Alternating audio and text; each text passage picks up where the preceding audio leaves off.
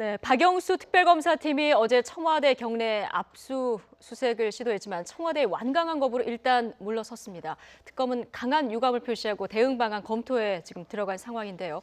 조금 전에는 우병우 전 민정수석의 횡령 의혹과 관련해서 학고제 화랑 대표가 검찰에 또 출석을 했습니다. 자세한 내용 김만흠 한국정치아카데미 원장 그리고 박태우 고려대 연구교수와 짚어보겠습니다.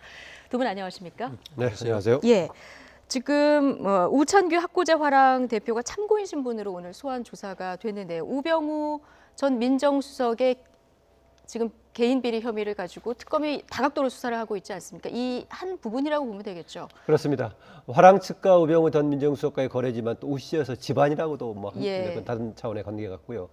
두 가지 같이 문제 같습니다. 하나는 정강 소속으로 그 돈으로 구입을 했는데 이게 정강에 압수수색을 했을 때는 발견되지 않았고 우병우 수석의 집에 있는 거라면은 회사에서 구입을 해가지고 개인 소속을 했다.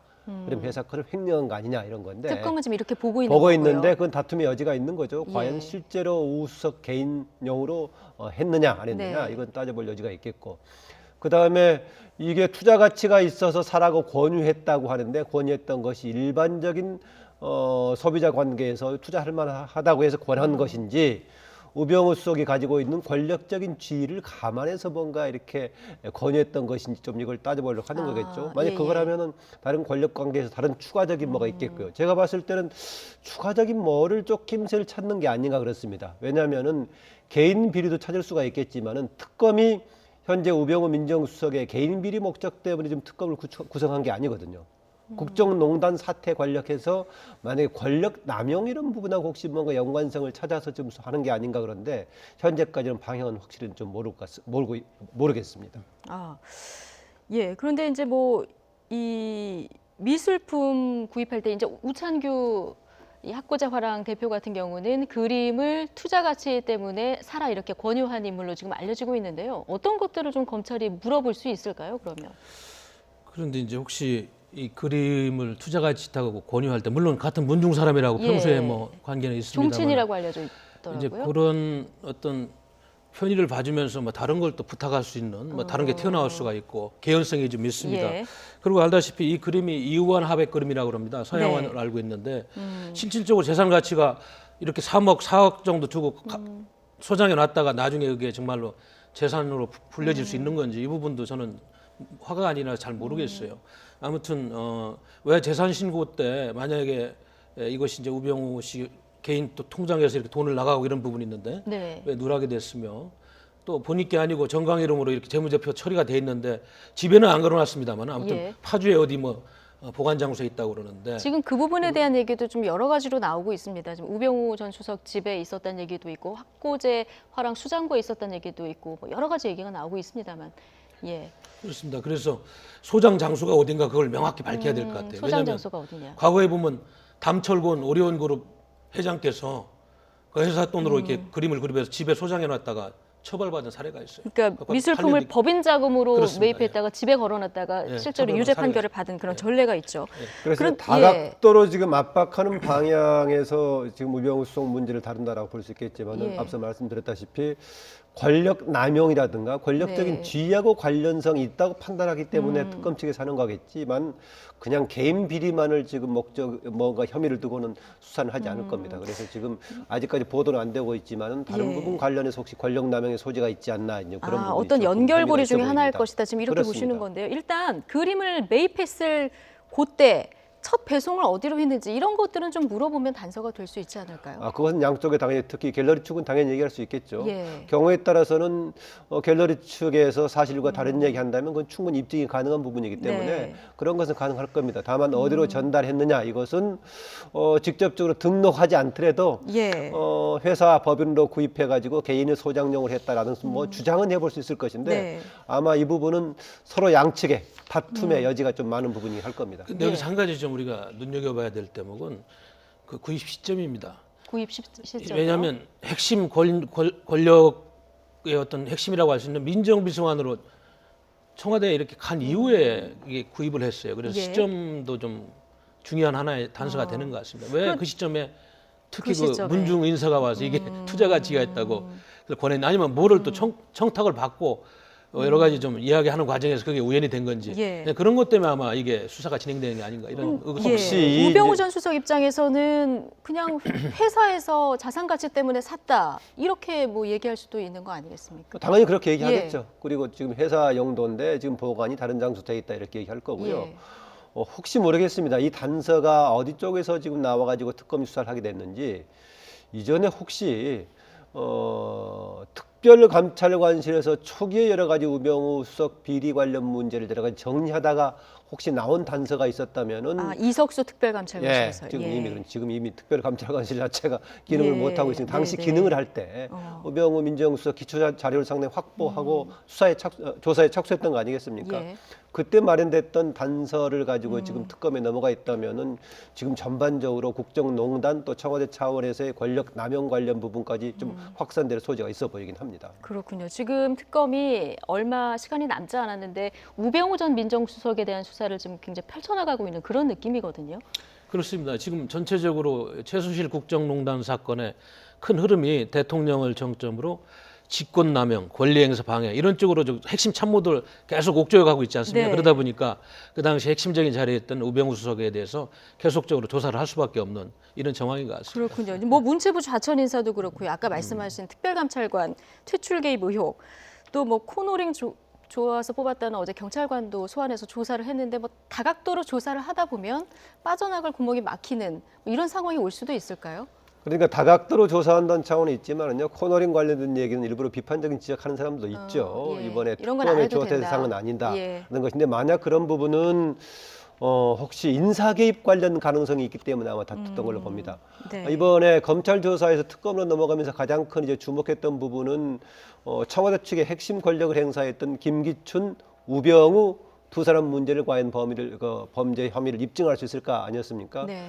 그래서 김기춘 실장은 지금 구속이 돼 있는 상태이기 때문에 아마 마지막 정리 단계에서는 지금 우병우 전 민정수석 문제가 될 겁니다. 특검이 삼성 관련 이재용 부회장 문제를 가지고 한때 주목하긴 했습니다만은 그 역시는 정경유착 차원에서의 근본적인 다룰 소진이 있지만은 국정농단의 핵심은 뇌물죄와 관련된 부분 아니었습니까? 네. 그래서 그 부분 하나였다면은 권력 남용 관련해서는 지금 핵심이 김기춘 실장, 우병우 수석이었는데 우병우 수석만 남아 있다고 볼 수 있겠습니다. 네. 특검이 시간이 많지 않습니다. 지금 3주 정도, 연장이 안 된다면 3주 정도밖에 시간이 남지 않았기 때문에 지금 화력을 어디다 집중을 해야 될지 굉장히 좀 고민이 많을 것 같습니다. 어제 청와대 압수수색은 뭐 불발로 끝났습니다. 뭐 연풍문 문턱을 넘지 못하고 끝났는데 지금 영장에 돼 있는 기간은 굉장히 길더라고요. 예. 그럴 수밖에 없습니다. 일주일 가지고는 뭐 특검도 충분히 예상을 했습니다. 대한민국 헌정사상 청와대를 압수수색한 전례도 없고요. 그리고 네. 이번에도 어려울 것이다 예상을 했고 재시도는 할 거라고 보십니까? 할 거라고 봅니다. 예, 한 번 할 정도는 거라고. 하고 한 번 정도. 그리고 예. 이제 거기서 안 되면 아마 이제 임의자료 제출 방식으로 협상을 할 것이다. 그래서 저는 특검이 조금 자세하게 자료 목록을 좀 요구했다가 자료 오는 걸 보고 좀 보완을 요청하는 쪽으로 가야지 이 상태로 대치해가지고 시간만 좀 낭비할 것이다. 청와대는 계속 형사소송법 110조, 111조 군사상, 공무상, 비밀누설 위험성 있는 건 안 된다는 그런 논리로 방어를 하고 있기 때문에 네. 법적으로는 하자는 없습니다. 그렇기 때문에 예. 특검도 이 문제를 가지고 너무 장기적으로 하다 보면 시간만 낭비할 것이다 이런 우려가 있네요. 들어가는 것보다는 자료 제출을 좀 꼼꼼히 받는 것이 더 그게 실익을 저는 나을 것 챙기는 같습니다. 것이다 이렇게 보시는 건데요. 그런데 청와대는 이렇게 거부하고 있습니다만 대통령은 계속해서 억울하다 이런 입장을 여러 채널로 지금 표하지 않았습니까? 그러면 이런 좀 결백을 입증하기 위해서라도 압수수색을 좀 허용하면 좋을 텐데 그러지는 끝까지 않을 것 같습니다. 김정아 앵커가 얘기한 대로 하는 게 정상적인 거죠. 예. 억울하거나 아니면 억측을 통해서 지금 대통령이 좀 과대하게 혐의를 뒤집어 쓰고 있다면은 오히려 대통령이 적극적으로 수사에 임해가지고 그걸 입증해 주는 게 필요하겠죠. 또 방송 등을 통해서 대통령 여러 가지 토론 과정을 통해서 입증해 주는 게 좋을 것인데 오히려 피하고 있죠. 대통령이 처음에 두 번째 사과문에서는 그런 발표까지 했었죠. 검찰의 조사에 적극 응하겠다. 특검 조사에도 응할 수 있겠다라고 했었는데 검찰 조사에 응하지 않으면서 했던 말 기억이 나죠. 네. 추측과 상상에 의한 사상 누각이었다라고 얘기하고 있고 그다음에 특검에 대한 태도 대통령은 직접 발언을 하지 않았습니다만 주변 사람들 이야기는 뭐 중립성이 보장이 안 되기 때문에 응하지 못하는 것처럼 얘기하고 있고요. 뭐 초점은 아닙니다만은 헌재 심판에 관해서도 국회 소추위원 측과 양쪽 간의 논쟁과 대결이 아니라 네. 소추위원 측만이 아니라 헌재를 향해서도 이렇게 뭔가 불만을 표출하고 있는 그러니까 우리나라의 국가기관을 총책임졌던 대통령이 양쪽의 주장을 할 수 있겠지만 국가기관에 관해서 이렇게 뭔가 항변을 하고 있어가지고 대통령이 지금 처한 상황을 얘기해주고 있는데 그게 오늘의 대통령 탄핵 사태까지 만들게 되는 그것을 그대로 최근 상황에서 그대로 보여주고 있는 것 같습니다. 그렇군요. 자, 그런데 이 압수수색이 불발에 그치면서 특검팀이 이제 황교안 권한대행에게 공을 넘겼습니다. 협조 공문을 보냈는데 지금 황교안 대행 같은 경우는 또 보수의 대통령 후보로 지금 급부상하고 있는 그런 상황인데 지금 열어줄지 말지 고민이 굉장히 깊을 것 같습니다. 뭐 지금으로서는 안 열어줄 거다 이런 전망이 많습니다만 어떻게 보십니까? 그분도 법을 한 분이고 예. 법무부 장관을 지냈었고 법적으로 하자가 없으니까 그리고 박근혜 대통령 때문에 이 자리까지 왔는데 인간적으로 고민을 안 하겠어요. 그건 어렵고요. 그리고 더군다나 이제 다음 주인가요? 9일, 네. 10일경에 박근혜 대통령 대면 조사를 지금 특검에서 하려고 그러는데 만에 하나 예기치 않은 자료가 나와가지고 대면 조사 때 대통령이 조금 예기치 않은 그런 발언 수위를 잘못하면은 어려워질 수 있기 때문에 일단 변호인단이나 이쪽은 그걸 좀 막아보자고 이렇게 좀 결단을 한 것 같습니다. 그러다 보니까 이렇게 어려운 대치 상황이 계속되고 있다 이렇게 네. 판단이 됩니다. 그러면 압수수색은 그렇고요. 대면 조사는 대통령이 현재로서는 받겠죠. 보장할 수 없죠. 박근혜 보장할 수 대통령 없다. 스타일로 봤을 때 예. 대면 조사인지 하는 것이 이후에 오히려 헌재에 직접 출석할 가능성은 좀 있어 보이기도 합니다. 오히려요. 예. 일정상으로요. 일정상으로 봤을 때 했는데 어쨌든 간에 일정을 9일, 10일로 조정을 했기 때문에 그 현재로서는 좀 대면 조사 가능성이 있다라고 봅니다. 왜냐하면은 원래 청와대 쪽에서는 2월 중순쯤으로 얘기를 했었고 그다음에 특검 쪽에서는 바로 2월 초에 하자라고 했었는데 중간쯤 9일이나 10일쯤 얘기하는 것 보니까 일정하게 타협을 한 것 같아서 좀 가능성이 있어 보이긴 합니다. 네. 앞서 나왔던 압수수색은 사실상 대면 조사를 앞두고 이전에 절차로 했던 거 아니겠습니까? 예. 이것은 국가의 이제 형사소송법 절차상의 문제이겠습니다만은 압수수색에 대한 최종 판단을 해당 기관이 하도록 되어 있는 게 과연 맞는가 이런 생각이 됩니다. 그렇죠. 지금 군사 기밀이라든가 예. 공무상 비밀 때문에 기관장이 허용하지 않으면은 사법부 비서실장하고 집행하는 경호실장이 행정상으로는 지금 행정상으로는 그런데 최고 그렇죠? 이제 책임자가 뭐 대통령이라든가 직무대행이 아니라는 예. 얘기가 왔다 갔다 하고 네네. 있죠. 그런데 대통령이든 아니면 실장이든 간에 군사 기밀이라든가 국가나 공무의 비밀상 관련된 부분에 대한 압수수색을 이제 부인하는 거부하는 판단이 최종 해당 기관장한테 그냥 있다면은 사법의 우위의 원칙, 독립의 원칙이 관철이 안 되는 거 아니겠습니까? 앞으로도 계속 그렇겠죠. 예, 그래서 저는 이런 부분에 대한 경우는 뭔가 조금 법적인 보완 조치를 세법이 있어야 되지 않겠는가라는 것입니다. 왜냐하면은 법관이 영장을 발부할 때는 그 기관의 성격도 최종 넣어서 판단하는 거 아니겠습니까? 그래서 일단 저는 영장을 발부했음에도 불구하고 기관장이 거부했을 경우에는 한 번 더 재발급 요청할 때는 기관의 성격을 감안해서 네. 발급이 강제도 가능하게끔 이런 방안이 필요하지 않나 생각입니다. 마치 국회에서 입법을 했을 때 대통령이 거부했을 때 더 엄하게 3분의 2가 동의하면 관철되는 것처럼 예. 이런 뭔가 형사소송법의 보완 조치도 필요하지 않는가 그런 생각을 하게 됩니다. 근데 특검도 이번에 제가 보면 조금 실수를 한 것이 치밀한 전략을 세웠겠습니다만은 10곳 영장을 3개나 봐야 10곳을 지금 압수수색을 하겠다고 예. 그랬어요. 청와대에서 받아들일 수 없는 차라리 좀 꼭 필요한 거나 서너 곳만 했다면은 그래서 어제 그 어제 영통무 2층에서 협상을 했는데 근데 처음에 네. 10곳을 들이댔기 때문에 그게 네. 청와대에서 거부 반응이 심했고 처음부터 그렇게 좀 좁혀서 했다면은 더 협상의 여지가 높았을 것이다. 그랬으면 협상의 여지가 있었을 거라고 저는 보십니까? 꼭 필요한 거 한두 곳만 하겠다고 그랬다면 그래도 어느 정도 협상의 여지는 있을 것이다. 저는 그런 판단을 하고 있는데. 어떤 알겠습니다. 면에서는 예. 여러 가지를 강구했지만은 이미 현실적으로 청와대에서 응하지 않을 것이다. 라는 제가 봤을 때는 대면 조사 이전에 적어도 필요한 절차의 성격이 좀 강하지 않았었나 예, 그렇게 특검도 봅니다. 알고 있었을 것이다. 예, 마치 지금 상황을 보면은 무슨 12.12 쿠데타라든가 이럴 때 쿠데타구나에 대해서 진압하려는 쪽과 충돌하고 있는 그런 양상을 보여서 네. 국가의 혼란 상황을 청와대 앞에서 그대로 보여주고 있는 것 같습니다. 예. 자, 시간이 많이 지나서 정치권 얘기를 좀 해봐야 될 것 같습니다. 아까 황교안 권한대행 얘기가 나왔는데요. 반기문 전 유엔 사무총장이 불출마 선언을 하면서 지금 새롭게 부상하고 있는 사람이 이제 황교안 권한대행인데 출마하실 겁니까? 이렇게 기자들이 물어보면 이렇게 긍정도 부정도 하지 않고 웃고 지나가거든요. 이거는 뭐 뜻이 있다 이렇게 봐야 됩니까? 제가 기억하기로는 한 2-3 년만 해도 기자들이 이렇게 물어보면은 뭐 절대 안 한다고 그랬다가 네. 올해 들어와서는 지금 이 상황에서 답할 문제가 아니다. 여지를 남겨놓고 있어요. 그리고 지금 새누리당에서는 사실 좀 마땅한 후보가 물론 훌륭한 분들이 많이 있습니다만 보수층의 민심을 대변할 만한 후보를 찾고 있는데 임명진 비대위원장이 직접 만나서 요청도 했잖아요. 이런 상황이다 보니까 황대행의 국민이 원한다 이런 얘기도 했더라고요. 그것까지는 네. 뭐 그랬는데 중요한 거는 뭐냐면 제가 보기에는 아마 황원안대행이 앞으로 이제 결심을 하는데 가장 중요한 변수는 다른 게 아닙니다. 과연 이 헌재에서 이 탄핵 심판을 어떻게 결론을 내리느냐, 네. 인용이냐 기각이냐 여기에서 아마 황대양이 앞으로 여러 가지 행보가 결정될 것이다. 인용되면은 나오기가 굉장히 어려워요. 왜냐하면 국정관리를 하고 심판자 역할을 해야 되는데 인용됐는데 나온다는 건 상당히 어려운 상황이에요. 그러나 예. 기각이 되면은 급부상할 수 있는 확률이 많습니다. 아니 여러 가지 그런데 상황상. 네.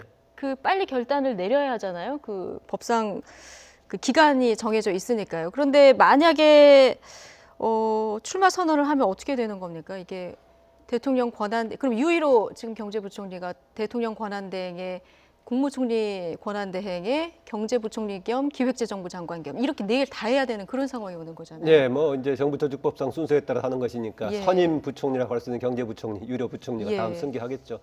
총리까지도 굳이 권한대행이 필요한가는 모르겠습니다. 대통령의 경우에 권한대행이 네. 필요하겠지만 그래서 부총리가 대통령 권한대행을 하는 상황이 생기겠는데요. 그렇게 될지는 모르겠습니다. 물론 이제 출마한다는 걸 전제로 하는 건데요. 아까 임명진 새누리당 비대위원장이 국민의 뜻 얘기했던 것은 새누리당에서 권했던 것이 아니고 10% 정도의 지지가 나오는 것은 국민들이 그만큼 원하고 있는 거 아니냐 네. 이런 얘기인데요.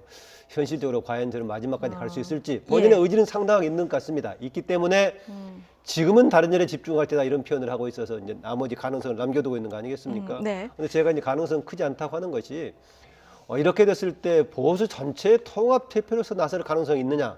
저는 그 가능성은 희박하다. 그렇다면은 새누리당 후보로서의 갈 가능성은 있는데 새누리당은 필요할 겁니다. 왜냐하면은 당선 가능성을 떠나서 그나마 어느 정도의 지지율을 갖는 후보를 배출해야만이 당의 생명, 존재감을 위해서 필요한 부분이 있으니까요. 그런데 네. 그거를 위해서 대통령 직무대행까지 그만두면 후보로 나설 것인가라고 보자면은 좀 가능성 거의 없지 않는가 저는 네, 그렇게 보수 봅니다. 전체 대표로 나올 가능성은 이제- 적다 이렇게 보셨고요. 네네. 지금 대선 주자들 여론조사를 전체적으로 보면은 지금 문재인 전 대표가 부동의 1위를 차지하고 있고요. 황교안 뭐 권한대행은 지금 얘기를 했고 안희정 지사가 지금 치고 올라오고 있는 그런 상황 아니겠습니까? 그래서 지금 뭐 민주당 그 경선이 오히려 본선만큼 치열할 것이다 이런 얘기도 나오는데요. 지금 안희정 지사가 새로운 변수를 만들고 있어요. 예. 우리 반기문 전 총장이 인천공항 입국하면서 정치 교체를 이야기하는데 안 지사가 젊잖아요. 83학번에. 네. 그리고 과거에 친노 패권 세력의 패족의 이미지를 다 벗었습니다. 충청도 지사를 하면서. 예. 그리고 사드 배치 문제 이런 것도 전향적으로 한미 동맹을 중시 여기는 중도층의 마음을 얻고 있어요. 그러다 보니까 지지율이 자연적으로 올라가는 거예요. 그리고 반기문 사무총장이 사퇴하면서 충청도 일부 중도층까지 끌고 가고 있어요. 그런 걸 보면은 문재인 더불어민주당 현 후보가 상당히 긴장해야 될 것이다. 저는 확장성이 상당히 있다고 보고 상당히 있습니다. 높다. 예, 그렇게 보고 있습니다. 우리 김만우 원장님은 마지막으로 좀 주목해야 될 후보 지금 누구라고 보십니까? 당장은 반기문 총장이 중도 이제 포기한 이후로 지금 얘기했다시피 안희정 충남지사가 당장 주목을 받고 있는데요. 저는 조금 시간이 지나면서는 역시 이제 제3 후보 쪽이었었던 국민의당과 안철수 전 대표가 주목을 받을 소지가 있다고 봅니다. 당장은 지금 반사이익은 생각보다 없는 것 같긴 당장의 한데요. 반사이익은 왜 그러냐면은요. 반기문 총장에 대한 지지가 마지막 남은 쪽은 대개 13% 정도에서는 보수 지지만 남았습니다. 예. 과거의 중도 지지는 빠져나갔고요. 네. 그 중도 지지를 주로 누구로부터 가져왔느냐? 안철수 전 대표로부터 반기문 총장이 가져오면서 상대적으로 사실은 안철수 전 대표가 추락하기 시작했습니다. 예. 그 점에서는 반기문 총장이 빠진 이후에 변수로서는 안철수 전 대표를 주목해 볼 필요가 있다라는 생각이고요. 그것은 네. 또 다른 측면에서는 이른바 그 제3지대 텐트란 빅 텐트든 뭐든 간에 텐트라는 것이 정비돼 간 느낌입니다. 반기문 총장이 빠지면서 네. 규모가 축소가 될지 모르겠지만은 손학규, 정운찬 뭐 등 해가지고 한쪽으로 지금 국민의당을 주변으로 포진하고 있기 때문에 네. 이후에는 그쪽이 좀 주목해 볼 대상이 아닌가 저는 그렇게 생각합니다. 네, 다음 주 여론조사가 또 어떻게 나올지 궁금하네요. 네, 지금까지 김만음 한국정치아카데미 원장 그리고 박태우 고려대 연구교수와 함께 여러 가지 얘기 나눠봤습니다. 고맙습니다.